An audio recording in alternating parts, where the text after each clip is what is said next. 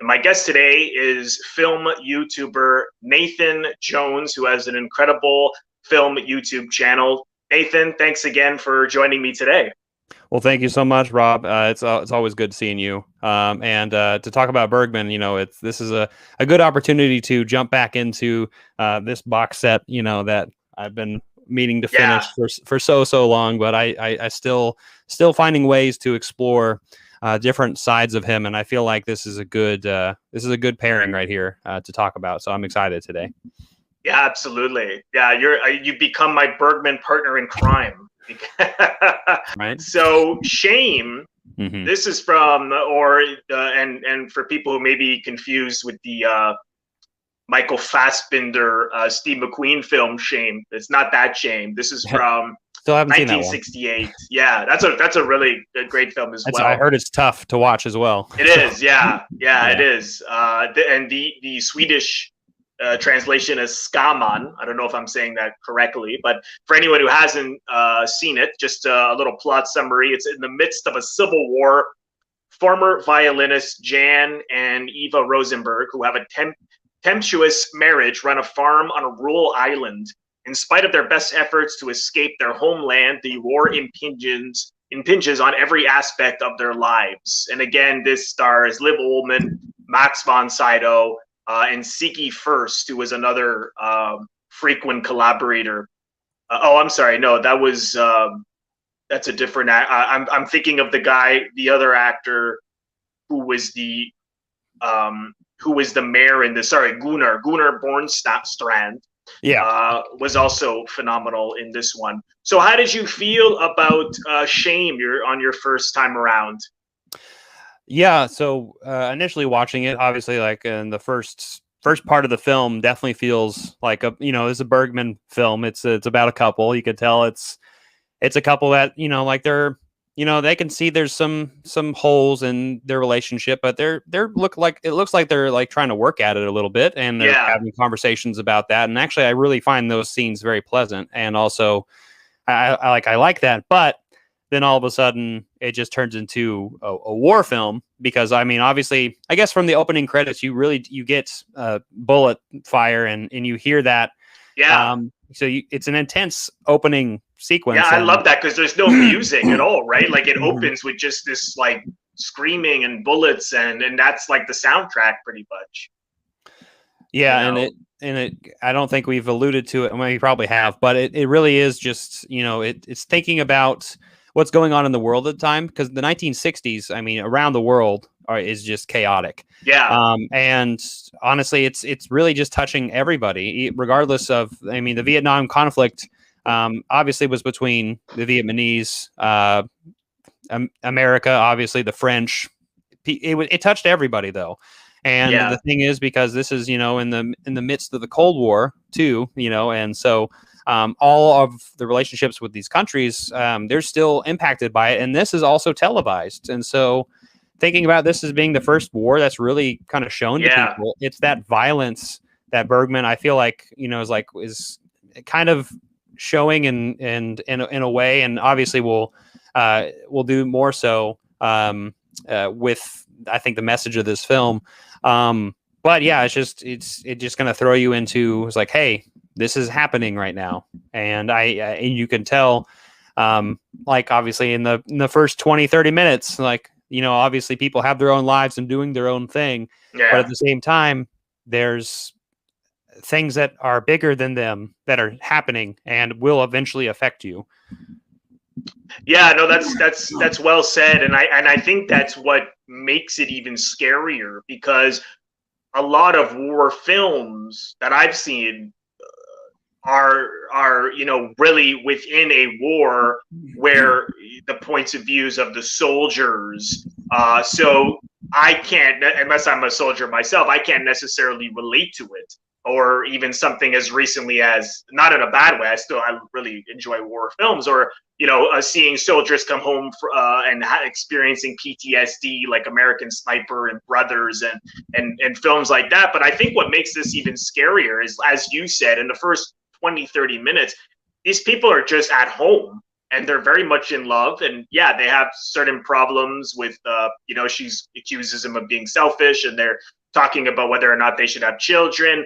And at the same time, though, there is this element of uneasiness and fear. And I love that he has characters often waking up. It starts with them waking up and no one says anything.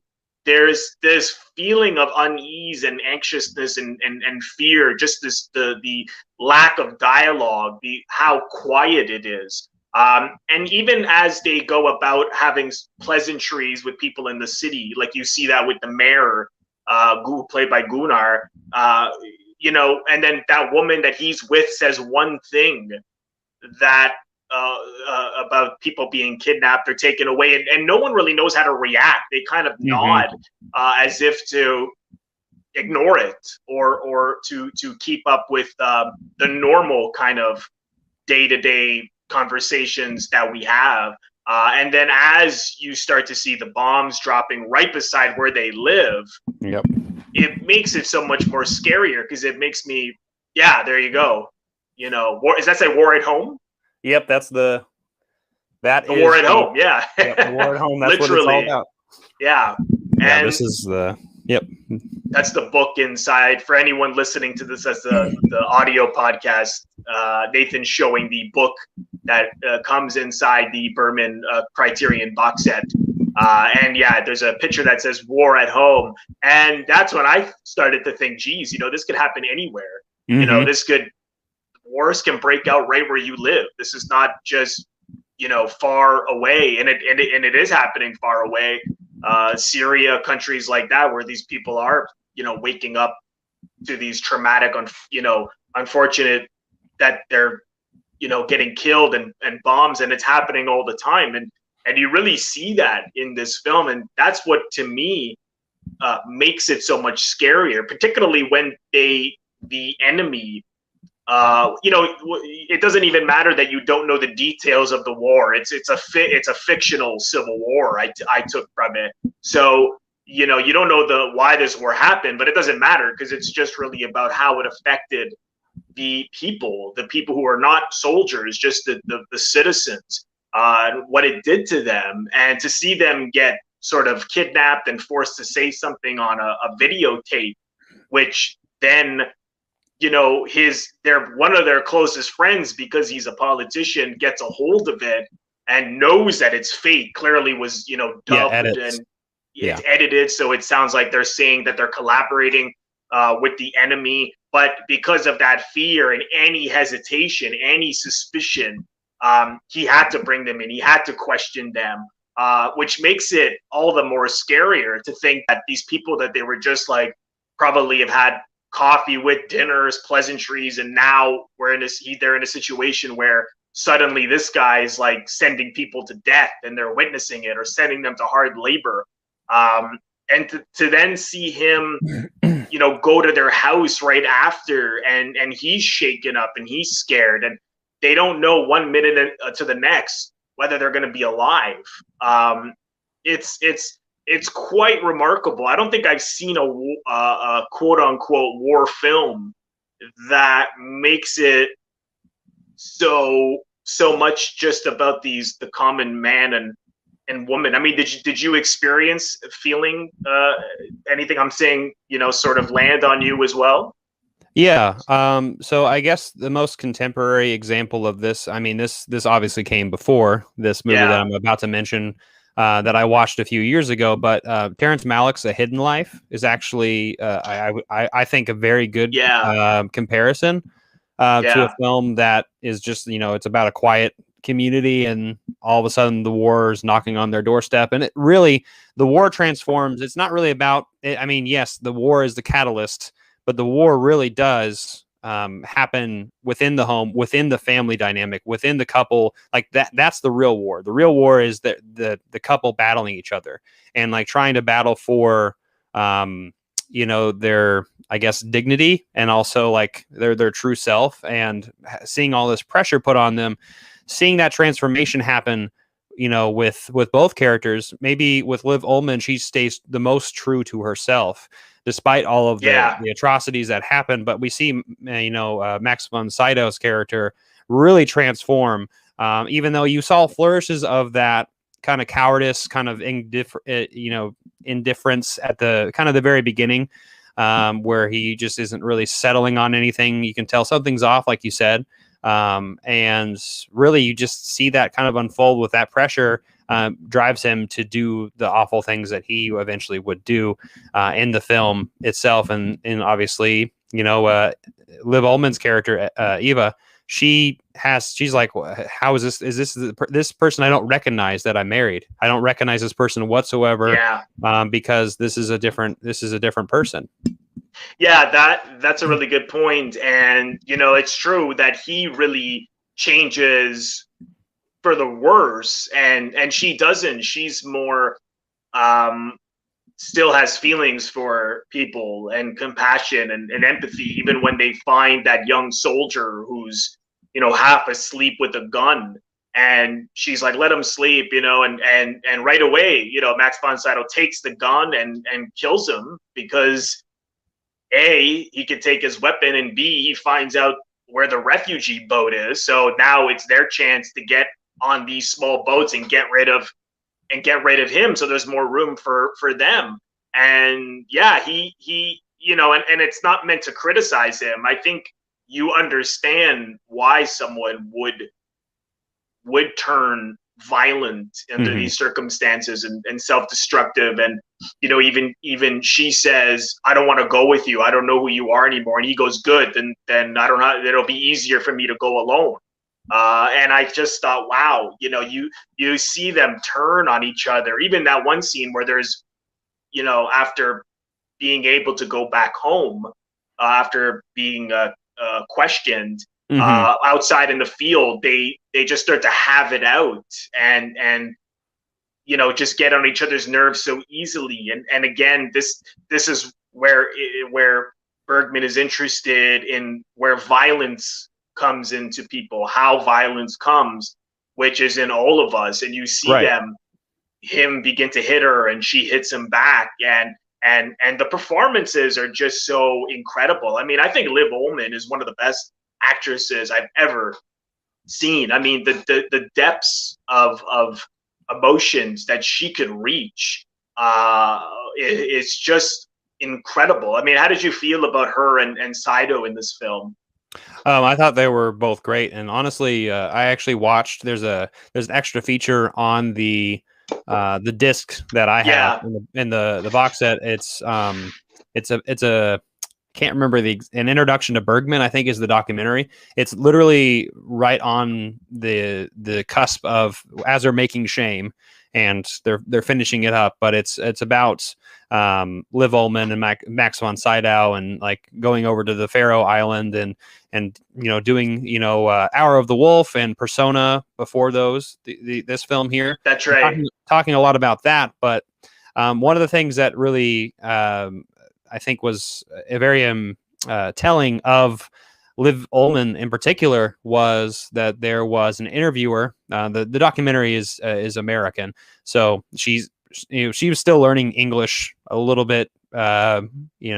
She's obviously much better now because she's been around it enough. But at the time, 1968, she probably used it sparingly. But her English is quite good. Oh yeah, now, but then she was probably learning.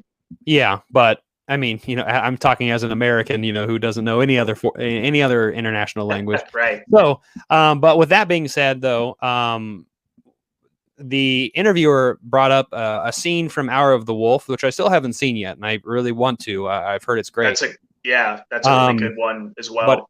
But it's near the beginning, and I guess it's like a 5-minute scene that she just is out there. She just wakes up and goes outside, and like she's talking to herself, but she's talking to the camera. And the interviewer talked about, it's like how difficult was it to shoot that scene, because it's a long it's a lot of dialogue. You have to know all this stuff. And she said it was very easy. I actually find the shorter scenes a little bit more difficult because just like being around Bergman. Obviously, they were at the time they were lovers, or at least they were together. So I could tell based on that, I just feel like she was maybe more at ease, dealing with these pictures. And with that being said, she just I could tell that she seemed natural to like learn these lines and then be in the moment and presence. And there's honestly just like, going back to Shame, thinking more, I think we mentioned Max von Sydow, kind of, deviating from, what we had seen him before. I mean, she did it as well. I mean, but she was coerced into it, from Gunnar, the governor, who forced her into this sexual relationship that she wasn't really, fond about being a part of. But there's that one shot in particular at the doorway that Jean Max von Sydow's character has had just been crying and upstairs, and he just came downstairs, sat at the stairs right as she and the governor came up to the door, and then she walked in first, saw him there, and said hey, wait here, I'll get your cane. To that, and that scene in particular was one of the best shots I saw from Sven Nykvist, which is the person who's done most of Bergman's. But and other he's certainly worth mentioning. The cinematography in his films are incredible. But sorry, go on with what you were saying. But yeah, just seeing that subtleness in that scene, and then just also the close-ups that you would get in Persona, and then later on in Shame, you can just tell how brilliant she is, and how nonverbal her performances are. And I just think that's incredible that you could see that happening. Yeah, no, she's stunning to watch. I know, that scene is interesting because, and Bergman was always interested in, it didn't dawn on me until we decided to do these two films, how often he has characters cheat on each other and commit adultery. And of course, Bergman himself was a guy who had many mistresses, was married a number of times, had 8 children, so certainly this was something that he did himself, and that he put his darker sides into his films. And it comes out of nowhere. He's hugging her because of what happened, and then when Max von Sydow leaves, he suddenly wants to be alone with her. And I just think that something happened in the past, and I mean, he doesn't really tell you. And then even when they're alone outside, did they do anything? I mean, Max von Sydow, all he sees is them in the doorway as they're leaving. And so he assumes it's ambiguous. I don't know. Oh, no, but then she also says to him, I haven't been with anyone else. So, yeah, I don't think anything had happened. So do you think anything happened in there? She seems to be pushing him away. I don't know. I know that Max von Sydow certainly thinks something happened. Well, I think that's what you thought. I mean, even regardless of anything did happen, I mean, it just plays on the insecurities of us. And, I think obviously during this very tumultuous time, there's a lot of things going on. So having the one person that you trust most, having to be put in this situation and, not knowing if they're going to go through with it, that's so much pressure and stress on, the anyone really. But I mean, the partner that unknown was what freaks us out, especially if it's somebody that we care a lot about. Right. That's a good point. It really does plague all of us, regardless of the situation. And so I think that is probably, regardless, like I said, if anything happened, it was that was the last straw of trust. Yeah. And that's a good point about his, obviously, Max von Sydow just totally assumed something happened. Because right after that, the enemy comes and takes the mayor, and it was I thought it was remarkable, those close-ups. Of course, Bergman with those beautiful extreme close-ups on his. I mean, no one can shoot up the human face, I think, better than Ingmar Bergman. And as we saw earlier, he gave them all that money, I think, because he felt so bad about what happened.